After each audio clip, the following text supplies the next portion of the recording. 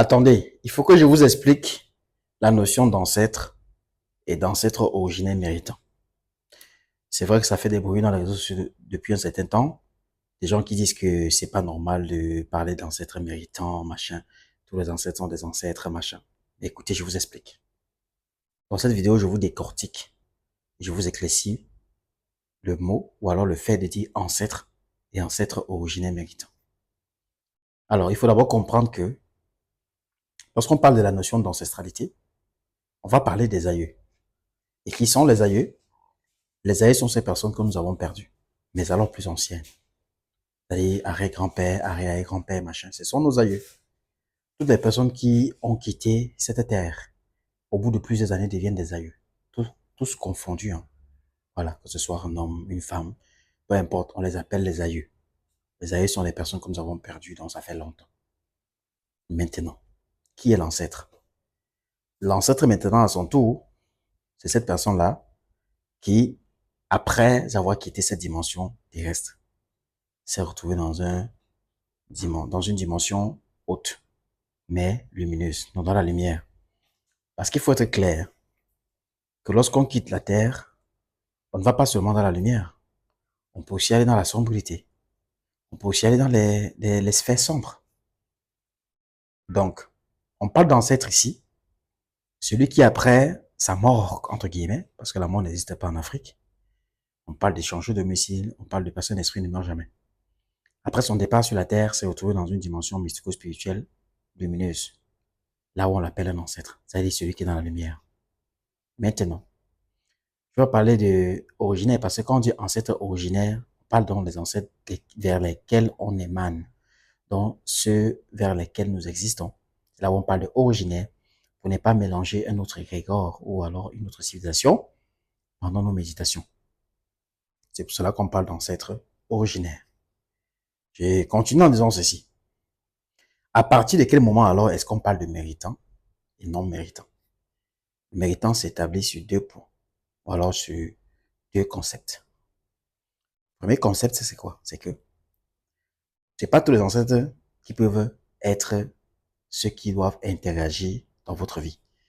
Ça veut dire, quelqu'un peut mourir et être dans une dimension mystico-spirituelle lumineuse, mais n'interagit pas. Pour deux raisons. La première, c'est que cette personne n'a pas trouvé quelqu'un de louable, avec laquelle il peut interagir.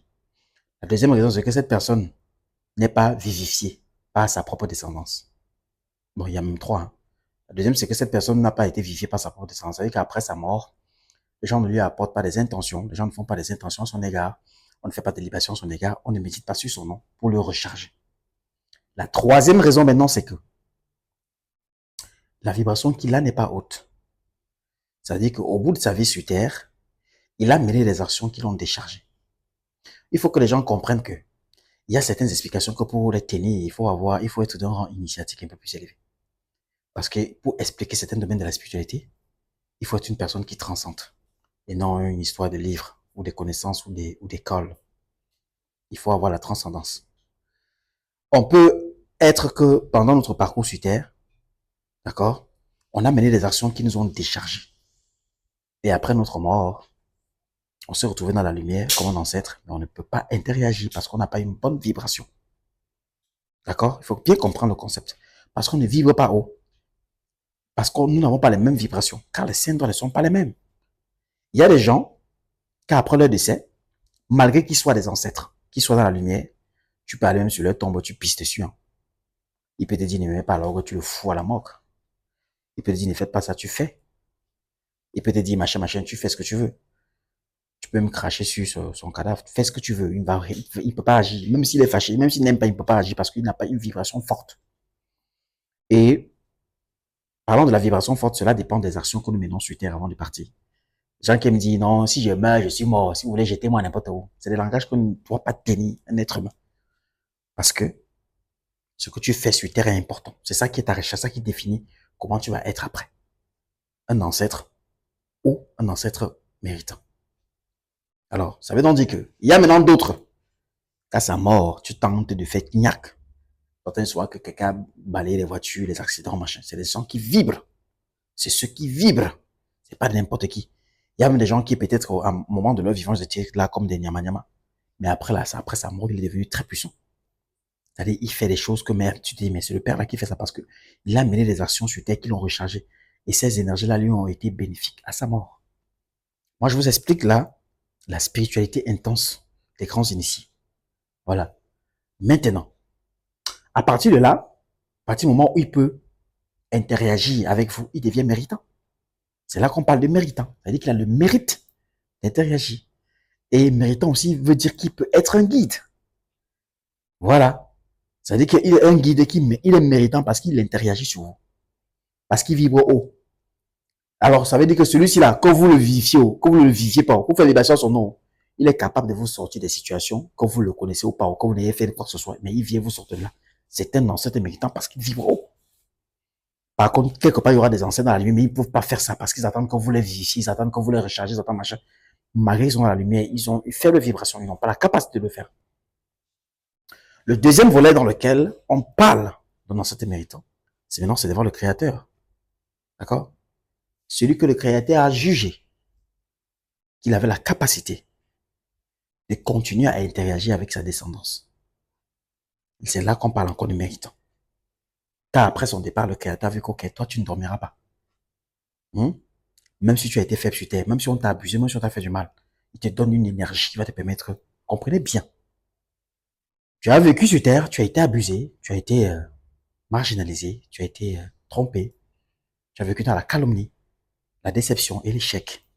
Malgré ça, tu n'as pas porté rancune. Tu as continué à être juste. C'est pour ça qu'on dit, peu importe ce qui se passe dans la vie, il faut rester juste. Ne tombe pas dans le piège de la rivalité. Reste juste. Après, dans son départ, le Créateur ayant vu tes beaux actions que tu as mêlées sur terre auprès de sa créature qui était comme toi, lui maintenant, il décide, lui, de te charger. Et il te donne des énergies qui te permettent d'interagir directement sur tes enfants, sur ta descendance future. À partir de ce moment-là, on parle encore de méritant. Donc le mot méritant tient. Maintenant, quand vous faites dans vos méditations, il faut dire ancêtre originel méritant. Pour dire que vous n'êtes pas là vous ne faites pas des méditations pour recharger seulement, mais vous demandez est-ce qu'ils agissent. Là, quand vous dites méritant, vous touchez exceptionnellement ceux qui peuvent interagir directement avec vous. Ça fait que la concrétisation du vœu, de la déclaration, ou je ne sais pas, de la méditation que vous êtes en train de faire, soit plus rapide. Deux fois que les gens s'asseyent, commencent à raconter que non, il n'y a pas d'ancêtre méritant, on n'a pas le droit de juger un ancêtre s'il est méritant ou pas. C'est pas de ça qu'on parle. C'est de la haute initiation. Dans mon livre intitulé Comment communiquer avec les ancêtres, qui sera disponible dans quelques semaines, dans autres 2 semaines, j'ai expliqué à l'intérieur, donc, effectivement, ce que je suis en train de dire, mais avec plus de détails. J'ai également donné dans ce livre les rituels à faire pour transformer un ancêtre non méritant en méritant. Et les rituels également à faire pour transformer un ancêtre dans la dimension mystico-spirituelle sombre. Le sortir de là pour l'amener dans la lumière. Parce qu'il faut croire qu'il y a beaucoup de nos proches qu'on les a perdus, mais malheureusement, ils ont besoin qu'on les aide. Parce qu'ils ne sont pas en train de prier. Eux aussi, ils ont commis des erreurs. Et ils ont besoin de nos actions. Il faut qu'on les sorte de là pour la lumière. Luminentia, allume ton cerveau. À très bientôt. Merci.